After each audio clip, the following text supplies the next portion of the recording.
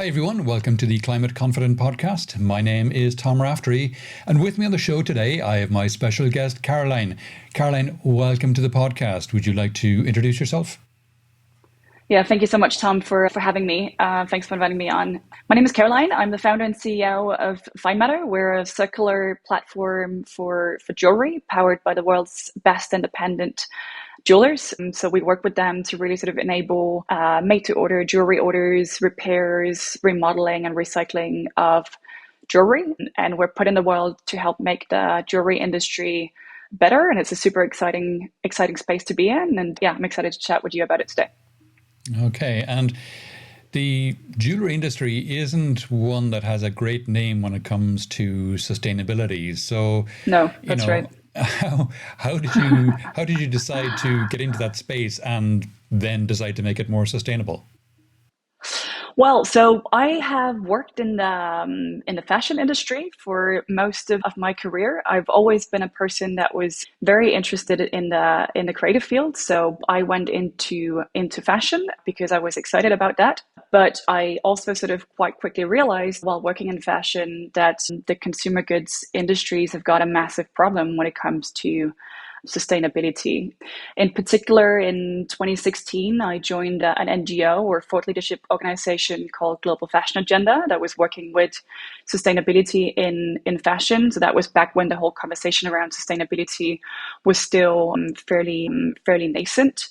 What we were trying to do while I was there was we were trying to get the most influential and forward-thinking CEOs from the fashion industry, from companies like H&M and Kering and Nike and so on, to really lean in and work together to create a sustainability agenda for the entire industry and really sort of try to bring attention to what are the topics that CEOs that lead fashion companies can work on to try and make their companies more sustainable and their business models more sustainable. And so in this role and working within fashion and sustainability and sort of trying to make sense of that, I was really like immersed in this whole world of sustainability at a time when all of that was coming together and a lot of the knowledge was really being developed, and trying to figure out really sort of how to minimize the environmental impact of something that at its core is really sort of quite extractive and quite a wasteful supply chain, if you think about it, sort of making consumer products, whether it's fashion like I was working on, or a whole range of other consumer products that are extractive in their nature and that rely on consumption, and some would argue overconsumption by consumers to really function and to make money.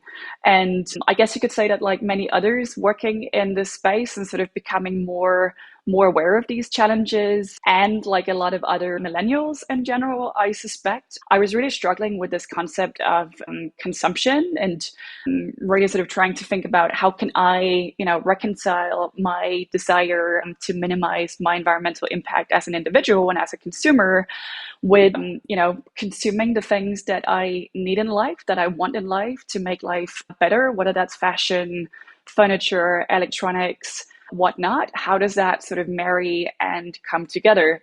Because inherently, consuming anything is unsustainable, right? If you Hmm. sort of really take that thought to the extreme, the lightest footprint you could have would be to consume nothing, to extract nothing.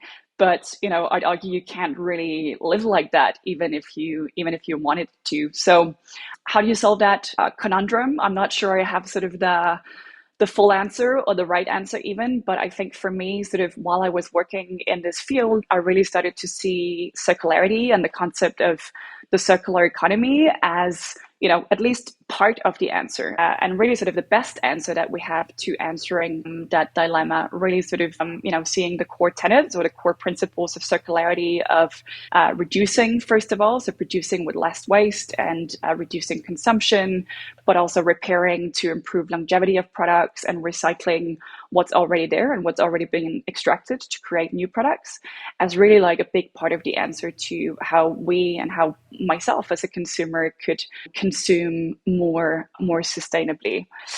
And while I was sort of in this frame of mind and thinking about, I guess you could say, these big existential problems, I was also, alongside that, helping out my mom with her jewelry business, which was a nice sort of, or it was an alternative thing that I was working on as well. And while I was doing that, I was speaking to a lot of jewelers. I was researching a lot about jewelry and being in contact with a lot of jewelry manufacturers as well. And I kind of realized that jewelry is, inherently a circular product because it's made out of precious metals, mostly gold, which can last a lifetime. It can be endlessly recycled, reshaped into something else. And moreover, like the jewelers that make jewelry and that make up the majority of the jewelry industry, apart from these sort of like big jewelry brands, but they're really sort of what make up the bulk of the jewelry industry. They work in a way that's inherently circular. So if you go to a jeweler, they will make jewelry for you on a made-to-order basis with minimal waste. They will take all of the scrappings off of their workbench and they will recycle that. They will repair the jewelry that you own already. If you bring that into a store, they'll be able to turn that into a new product as well, even with a new design, but reusing the materials. But they'd also be able to recycle the gold for you or the metals for you quite simply and enable you to put that towards the cost of something new or the production of something new.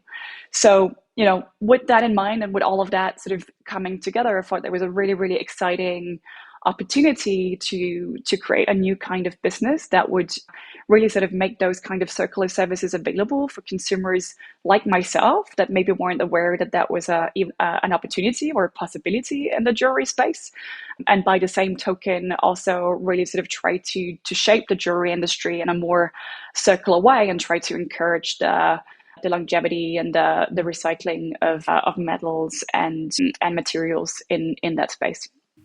Cool. And just can you give some context on, how much is extracted per annum? So what the kind of potential for reducing this is?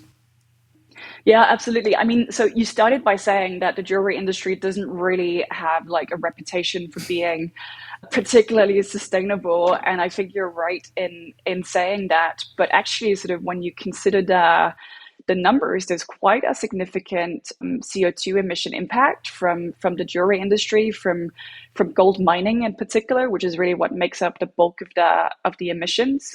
And by the same token, also an opportunity to reduce that. So to put that into numbers and context for you a little bit, the gold industry is estimated to emit around 145 megatons of CO2 on an annual basis. Mm-hmm. And if you compare that to other sectors, I always like comparing it to Bitcoin mining, for instance, because that's received so much, attention for emitting a lot of CO2 and not being very sustainable. But by comparison, Bitcoin mining on a global annualized basis emits roughly half of that of what gold mining does. So you can really see that sort of, by an order of magnitude, it's quite significant. If I also link it back to my previous role, it's close to the emissions of the cotton industry, which is notorious for being a high emitter as well, which emits more than 200 megatons a year. So sort of order of magnitude, I think we can really see that there's a big opportunity here. Okay. And talk to me a little bit about how gold recycling then would work. Is it just that, you have this latest, trend in fashion because it's all about fast fashion these days, and you buy this, costume jewelry, but no, costume jewelry is not real gold. So you buy a couple of gold rings, a couple of earrings, whatever, and then you decide, actually, don't like those anymore. I'll take them back and get something else that's now fashionable made from them. Is that the kind of way it would work? Well, I mean, you'd be forgiven for thinking that way, but actually sort of the way we think about it is actually mostly from the jewelry that's, or the gold that's already been mined, and the jewelry that's already been quote unquote consumed. So if you look back and you think about sort of all the gold that's been mined in the history of all time, because gold has got these phenomenal properties whereby it doesn't sort of corrode and it doesn't degrade as a material, that all still exists. It exists above ground, and you've got about 200,000 tons of gold that's been mined in the history of gold mining. And that's that's there. It's lying around in central bank reserves, of course, but also to a large extent in jewelry that's been produced and gifted and handed down to people. And maybe they're wearing it, but for a large part, it's also laying around in jewelry boxes in people's homes and drawers. And I think it's that sort of reserve that we're trying to say, well, if we recycle a little more of that, we could increase the share of recycled gold, and by the same token reduce the need for virgin mined gold to be produced every year. Because in fact, it's only about a quarter of all the gold supply that's recycled right now, despite the fact that you can very easily recycle gold. So about 3/4 of the world's gold supply is still mined on an annual basis, which I just find sort of ludicrous, given that we can recycle gold and that we've got all of this gold above ground already. Okay, there's a lot of gold used in electronics as well. Do you think that's recoverable? Well, it is, but first of all, right now it's only a sliver of recycled gold that comes from electronic products. So it's roughly 3% of the gold that's currently being recycled comes from electronic waste. That could potentially increase, but the recycling processes for electronics waste and some of these sort of products are a lot more complex than just recycling what's called like high value sources. So gold from jewelry, because you need to disassemble, you need to sort, you need to refine the metals as well. So it's a little bit more of a complex supply chain, and therefore it also is a little bit of a higher CO2 emitter than if you just take the gold that's there in jewelry and you melt that down, essentially, which is what the recycling process consists of. It consists of smelting the gold. Right. And any sort of workbench jeweler could actually take, a few grams of gold, and they could heat that up at their workbench, and there you go, it's recycled. And just as a matter of interest, what's the melting point of gold? Does it require a special smelter to melt it, or could it be melted quite simply on a benchtop smelter? Well, that's the thing. It can be recycled at the workbench. So it can be done at a very small scale. It can also be done at a larger scale, and in refineries, of course, where it's being done at a larger industrial scale. But essentially, it's a quite straightforward process. Okay, good. And where does Finematter fit into all this? Well, so I really sort of see an opportunity for us to open all of this up to consumers and create an opportunity for them to be a part of this circular economy and circular movement, starting with the jewelry industry and starting with making that available for a product that is incredibly important to a lot of people.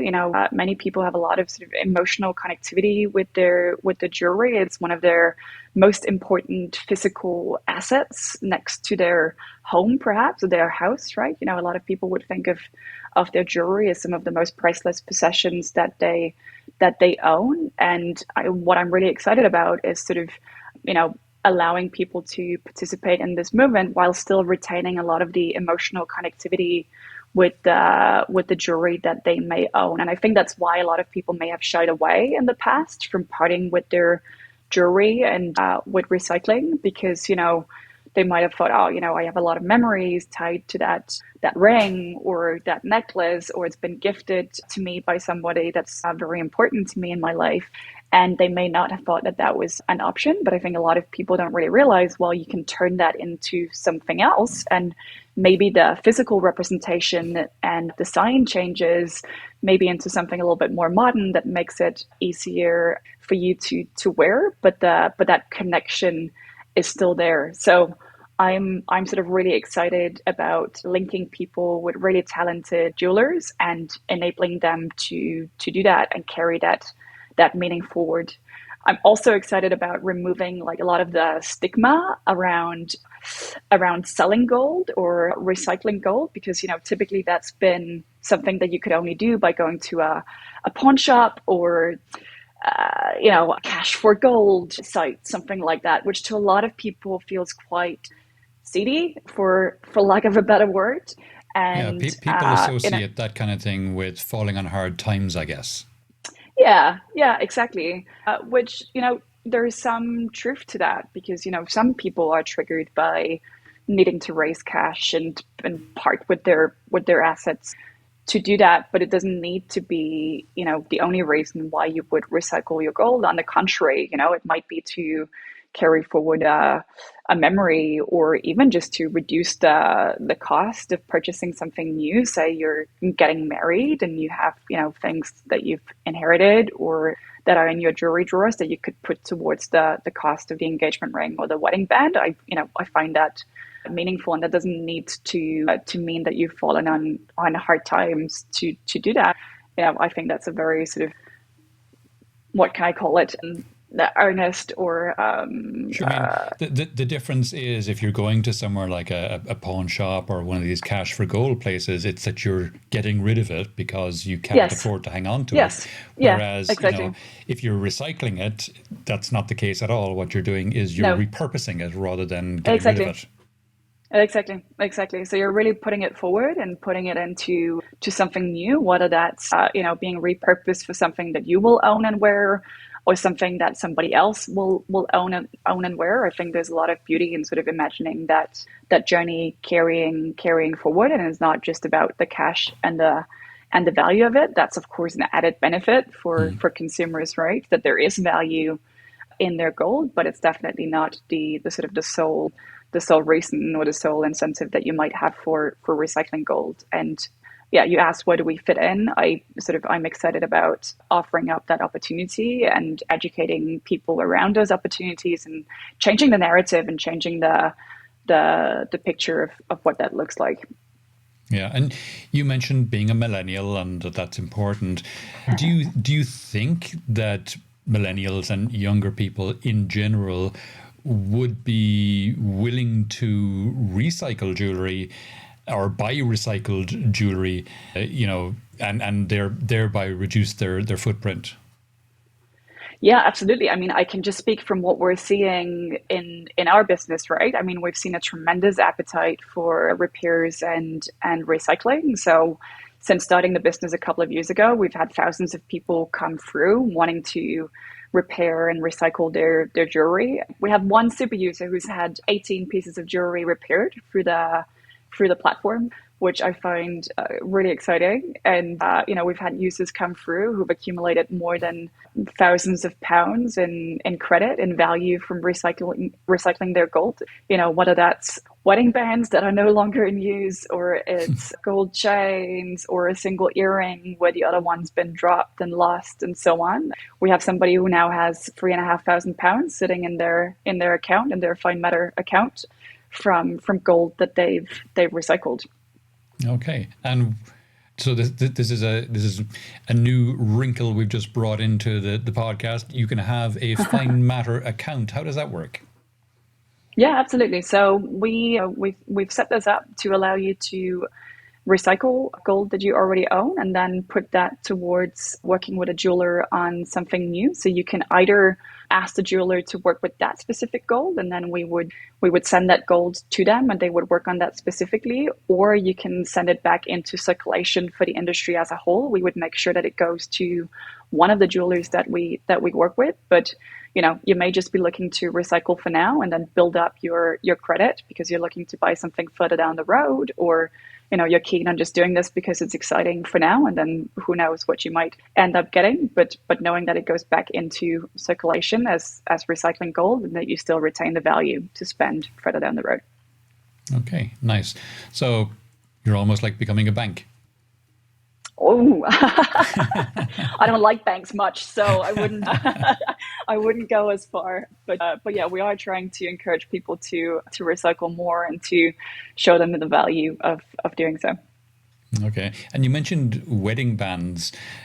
So is there an increase in divorce rates or something that, there might be a sudden boom in the amount of wedding bands that are getting recycled? Or is that kind of flat all the time? Or, I know myself with my wedding band, I've had to have it resized because I've put on a few kilos and... but that speaks to the repair aspect rather than the recycling, but it's all part of the same thing. Yeah. Well, it's funny when you work with a product like jewelry because it's something that stays with people throughout their entire lifetime, and sometimes it even spans generations, right? So you have to think of it as something that will morph and change and follow you through life's ups and downs. So whether that means, like in your case, adjusting the size of a wedding band, or for women when they become pregnant, the size of their fingers change as well. It's good to be able to do that, but still be able to wear your jewelry and the things that matter to you. But also, in the case of weddings, let's say, I gave the example before of we're seeing quite a lot of young people coming through wanting to buy their engagement ring or wedding band from one of the independent jewelers that we work with on the Finematter platform, and they're looking for ways to make that more accessible to them. How do I make, the exact ring that I want and that I want to wear for the rest of my life? How do I make that accessible? And recycling is one way of doing that. And by the same token, when people do get divorced, and that of course happens, what we hear from our jewelers as well is that they are looking for ways to make that slightly less stressful experience, and easy ways to recycle the wedding band and turn it into something else can maybe help do that. I can imagine for women as well, engagement rings are another thing that, if an engagement breaks up or a wedding breaks up, then the engagement ring can be repurposed into something else, no? Yeah, yeah, absolutely.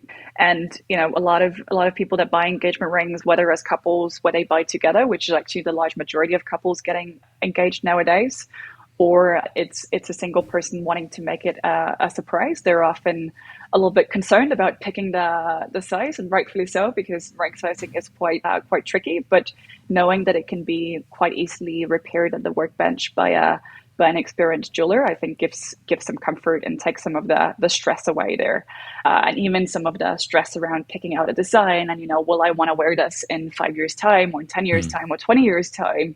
Knowing that you could work with somebody to turn that into a new expression, a new physical expression, also takes a lot of that stress away. Nice, nice. I have to think, though, that today not a lot of jewelry is recycled. So how do we change that mentality? How do we get people to, have a recycling first attitude to jewelry? Yeah, that's a great question. It's something that we spend quite a lot of time talking about. Sort of how do we change behaviors, and how do we encourage consumers to buy into this and sort of see the beauty and the attraction of being able to do so. And I think it comes back to some of the things we were talking about earlier around the image of gold recycling, for instance, or selling gold. I think a lot about how can we change that image and turn it around from being something that's seen as being maybe a little bit, dirty, or something that you wouldn't want to do because it's just not very, very attractive, or it doesn't feel like something that fits with your value set as a person and as a consumer. So trying to make that whole space more honest, more transparent, making it easier for people to do so without it feeling seedy in any way is of course something that we have a responsibility to do.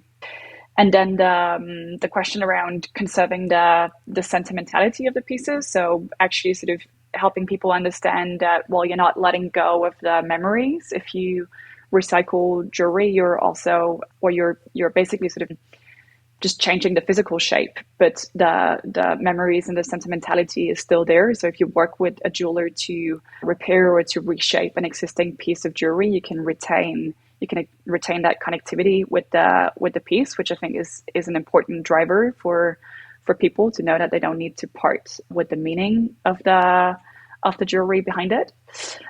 And then last but not least, I wouldn't forget educating people on the value of gold as well. So, we've reached peak gold value through all time now in 2023.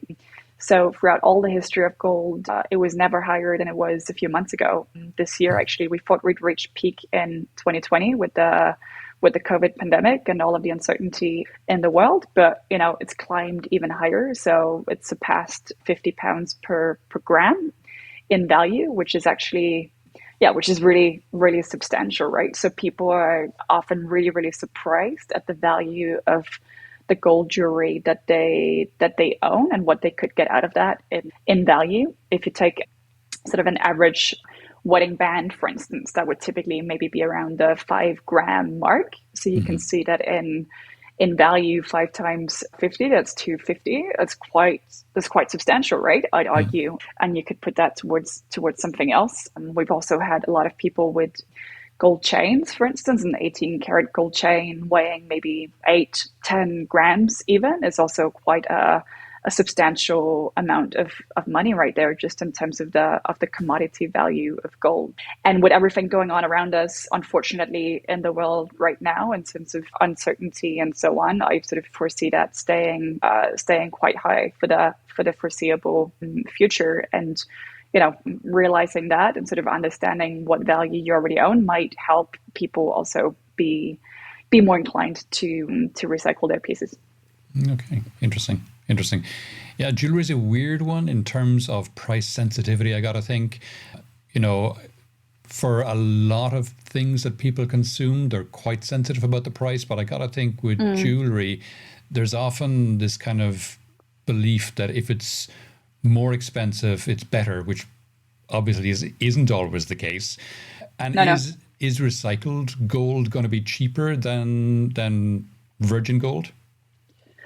Well, not necessarily, because I mean, gold is gold, right? And it's sort of, it's bought based on a purity value expressed in carats. So, there's, for instance, 24 karat gold, which is in its purest form. No jewelry would be made out of that because it's too soft. And so most jewelry is made out of 18, 14, or 9 or 10 carat gold. And whether it's recycled or the virgin mined, it's essentially the same purity and the same value. So you don't have, neither a discount nor a premium for recycled gold, but you do have that opportunity to trade in existing assets if you do have them, and thereby reduce the price. But I think, like, for jewelry in general, and talking about price sensitivity, when we're talking about real jewelry and the sense of jewelry that you would wear every single day, the cost of that is actually quite low on a daily wear basis if you compare that up against a lot of other consumer products, right? Like fashion or shoes or bags or whatnot. They will typically have a limited time span, whereas for jewelry, that's really something that you can own and wear for an entire lifetime. You can pass it down to your kids, and hence, I think it's worthwhile paying what many would consider maybe a substantial price tag for something that's real or solid gold, compared to something that would break after a few wears. Okay.